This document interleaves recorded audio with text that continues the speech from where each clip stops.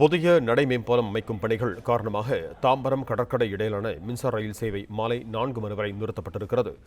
கூடுதலாக 40 பேருந்துகள் இயக்கப்படும் போதிலும் ஜிஎஸ்டி சாலையில் கடும் போக்குவரத்து நெரிசல் ஏற்பட்டிருக்கிறது.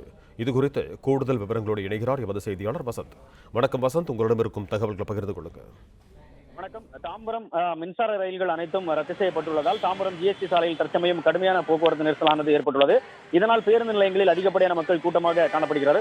அதாவது இந்த புதிய நடைமேடை அமைக்கும் பணியானது தாம்பரம் ரயில்வே நிலையத்தில் நடைபெற்று வருகிறது. இந்த நிலையில் எக்ஸ்பிரஸ் ரயில்கள் மட்டும் இயக்கப்பட்டு வருவதால் ரயில் நிலையங்களிலிருந்து வரும் பொதுமக்கள் கூட்டமானது தாம்பரம் பேருந்து நிலையம் நோக்கி பொதுமக்கள் வந்த வண்ணம் உள்ளனர். இதன் காரணமாக தாம்பரம் பேருந்து நிலையம் இருபுறங்களிலும் கடுமையான போக்குவரத்து நெரிசல் ஏற்பட்டுள்ளது. அது மட்டுமின்றி பொதுமக்களும் கூட்டமாக இங்கிருந்து வெளி ஊர்களுக்கு சென்று கொண்டிருக்கின்றனர். சென்னை நோக்கி செல்லும் இந்த ஜிஎஸ்டி சாலையானது பெருங்களத்தூரில் இருந்து தாம்பரம், வண்டலூர் அந்த ஜிஎஸ்டி சாலையானது முற்றிலுமாக போக்குவரத்து நெரிசல் மிகுந்து காணப்படுகிறது.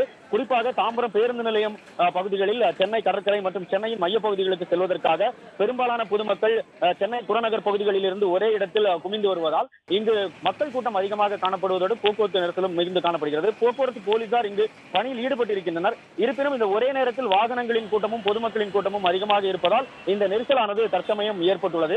கூடுதல் காவலர்கள் இந்த சட்டம் ஒழுங்கு காவல்துறையினரும் தற்சமயம் போக்குவரத்து சீர் செய்யும் பணியில் ஈடுபட்டு வருகின்றனர். தொடர்ந்து இதுபோன்ற ரயில்கள் ரத்து செய்யப்படும் பொழுது அதிகப்படியான பேருந்துகள் இயக்கப்பட்டு வந்தாலும் இந்த நெரிசலானது இந்த பகுதியில் காணப்பட்டே வருகிறது.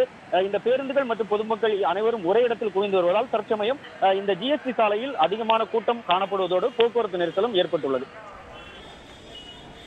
நன்றி வசந்தன், உங்கள் தகவல்களுக்கு.